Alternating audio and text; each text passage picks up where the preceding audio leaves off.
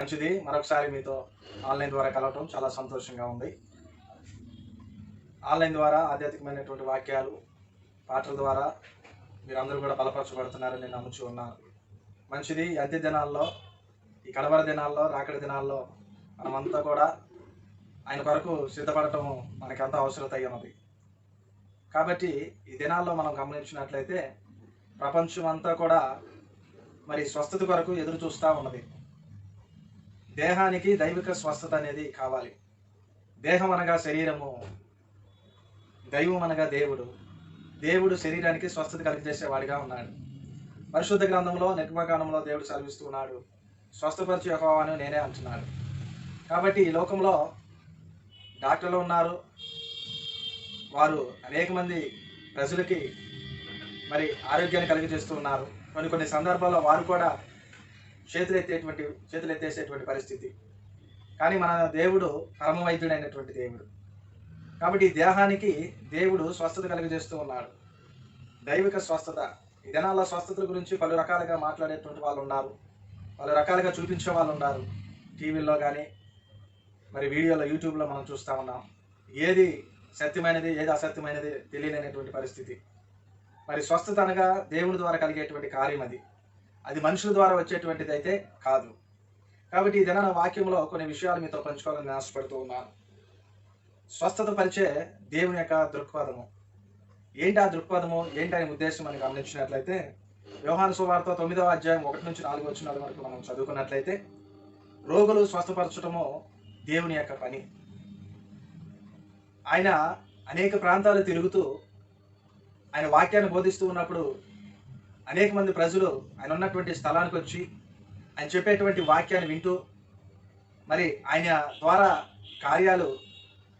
ఆయన చేసేటువంటి కార్యాలు చూడాలని, ఆయన చేసే అద్భుతములు చూడాలని, ఆయన ద్వారా స్వస్థత పొందుకోవాలని, ఆయన ద్వారా చీకట్లో నుండి వెలుగులోనికి నడిపించబడాలని, ఈ రీతిగా పలు రకాలుగా పలు ఆలోచనలతో అనేక మంది మరి యొక్క జనాంగము ఆయన ఉన్న చోటికి మరి వస్తున్నట్లుగా మనం చూస్తూ ఉన్నాం. అయితే ప్రియమైనటువంటి దేవుని బిడ్డలారా, పుట్టుక గుడ్డివాడు మరి మనం గమనించినట్లయితే ఆయన ఉన్నటువంటి స్థలానికి వచ్చినప్పుడు అక్కడ ఉన్నటువంటి వారి కొంతమంది అడుగుతూ ఉన్నారు, ప్రభువా, వీడు గుడ్డివాడిగా పుట్టడానికి వీడేదైనా పాపం చేశాడా?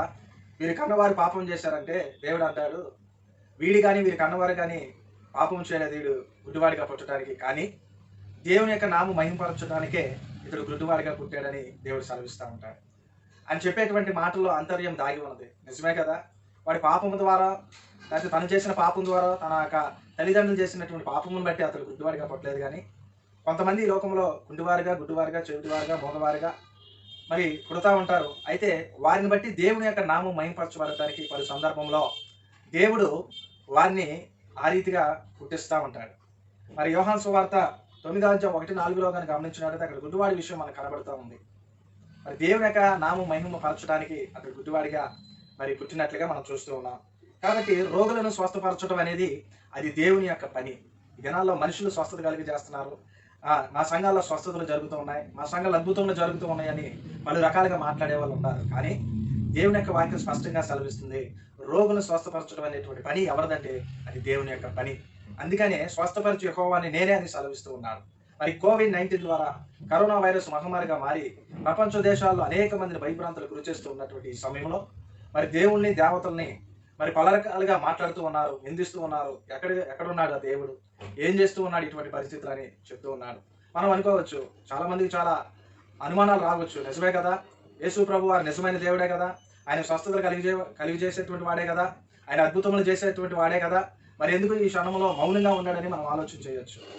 అసలు రోగాలు ఎందుకు వస్తాయి దేహానికి అని మనం గమనించినట్లయితే, రోగానికి కలిగినటువంటి కారణాలు ఏంటంటే మనం గమనించినట్లయితే, మొట్టమొదటిగా ఆదికాండం 3వ అధ్యాయము 16-19 వచనాల వరకు మనం గమనించినట్లయితే, ఆదాము పాపం వల్ల భూమి మీదకి సమస్య అనేది వచ్చినట్లుగా మనం చూస్తూ ఉన్నాం. ఏదైనా తోటలో దేవుడు పెట్టి ఆ తోటని సేద్యపరుస్తూ ఉండమన్నప్పుడు మరి ఆదాము ఏం చేశాడంటే, మరి అవ్వ ద్వారా, సాతాను ద్వారా మరి దేవుని మాట పక్కన పెట్టేసి అవ్వ మాట విని ఆ సాతానికి లోబడి దేవుని ఆజ్ఞ అతిక్రమించడం ద్వారా, ఆజ్ఞాతిక్రమమే పాపమని వాక్యం సెలవిచ్చిన రీతిగా ఆ పాపమును బట్టి భూమి మీదకి సమస్య వచ్చినట్లుగా మనం చూస్తూ ఉన్నాం.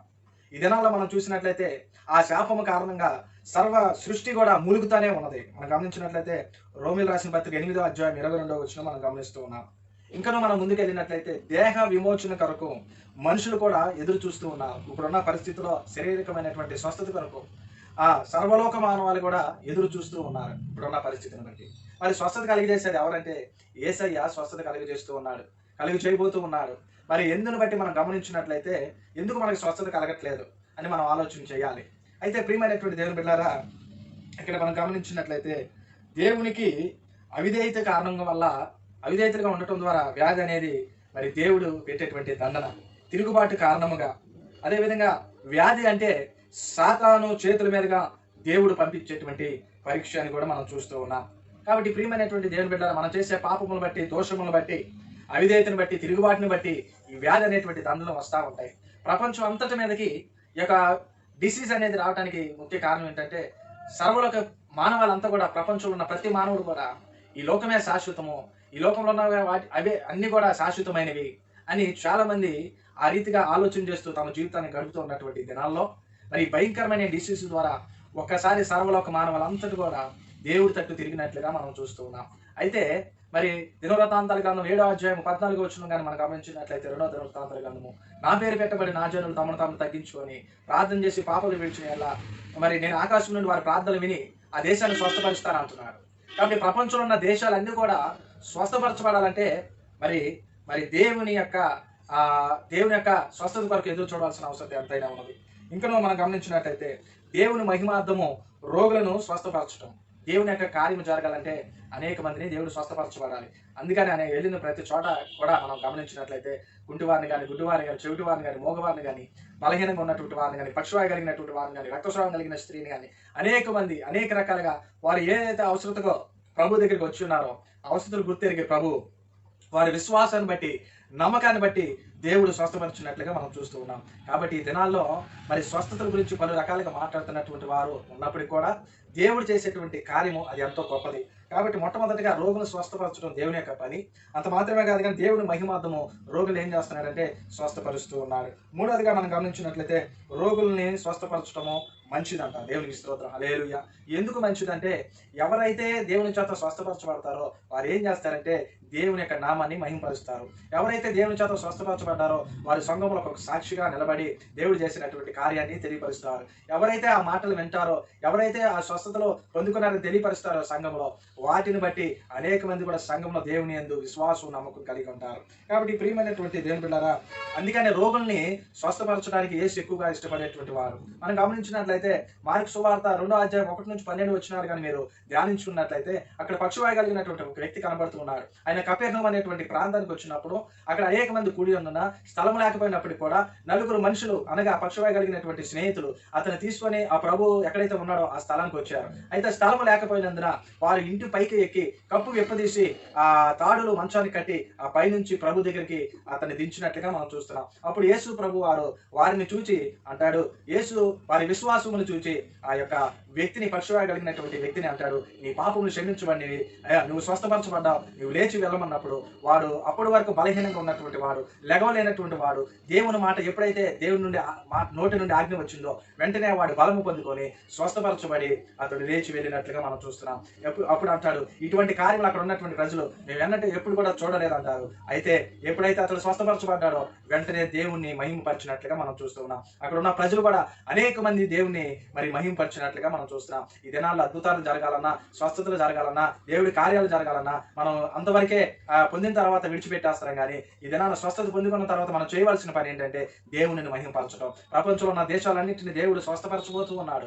రాబోయే మరికొద్ది దినాల్లోనే దేవుడు గొప్ప కార్యం చేయబోతూ ఉన్నాడు. విశ్వాసం, నమ్మకం మనం ఉండాలి. అందుకని ఆ విశ్వాసాన్ని బట్టి, నమ్మకాన్ని బట్టి మన జీవితంలో మనం ముందు కొనసాగవలసిన వారమై ఉన్నాం. కాబట్టి ప్రియమైనటువంటి దేవుని బిడ్డలారా, అదే అంత మాత్రమే కాదు కానీ యేసు ప్రభు వారు తన శిష్యులకు కూడా అధికారాన్ని ఇచ్చాడు.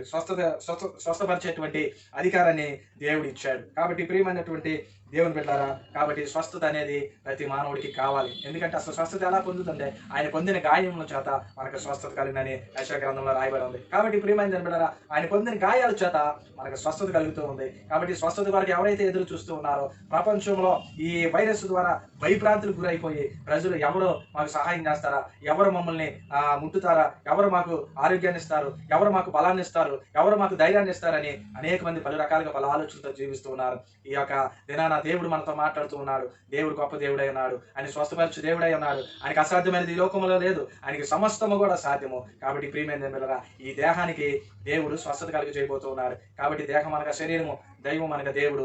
దేవుడు దేహానికి స్వస్థతను కలిగి చేయబోతూ ఉన్నాడు. కాబట్టి నీవు నమ్మిని ఎడల నీకు దేవుని ద్వారా స్వస్థత వస్తుందని నువ్వు నమ్మిని ఎడల ఆయన స్వస్థతని నువ్వు పొందుకోగలుగుతావు. కాబట్టి విశ్వాసం నమ్మకాన్ని బట్టే మరి ఆ యొక్క వ్యక్తిని, పక్షవాయగలిగినటువంటి వ్యక్తిని దేవుడు స్వస్థపరుచున్నాడు. గుడ్డివారిని మోగవారిని చోటు అనేక మందిని పలు రకాలుగా పలు విధాలుగా పలు సందర్భాల్లో దేవుడు స్వస్థపరుచున్నాడు. ఇప్పుడున్న ఈ పరిస్థితుల్లో కూడా దేవుడు రాబోయే దినాల్లో సర్వలోక మానవులంతటిని కూడా స్వస్థపరిచి తన వైపు తిప్పుకొని ఆయన రాకడికి సిద్ధపరిచి ఆయన యొక్క సన్నిధిలో ప్రతి ఒక్కరు కూడా నీతిమంతులుగా, యథార్థవంతులుగా, మరి మంచివారిగా జీవించేటట్లుగా దేవుడు ప్రతి ఒక్క మానవునికి హృదయంలో మంచి మనసు ఆలోచన కలిగి చేయాలని నేను మనస్ఫూర్తిగా కోరుకుంటున్నాను. కాబట్టి ప్రతిదినం అనుదినము కూడా మనము దేవుని ద్వారా మరి కలిగేటువంటి కార్యాలు మనము పొందుకొని సంతోషిస్తూ మన జీవితాల ముందు కొనసాగుతాం. భయపడాల్సిన అవసరం లేదు, అధైర్యపడాల్సిన అవసరం లేదు. దేవుడు మనకు ధైర్యపరిచేటువంటి దేవుడు, ఆరోగ్యాన్ని కలిగజేసేటువంటి దేవుడు. ఒక మాట చెప్పి నేను ముగించేస్తున్నాను, గమనించండి. ప్రియమైనటువంటి దేవుని బిడ్డలారా, దేవుడు వాగ్దానం చేస్తున్నాడు. ఏమంట?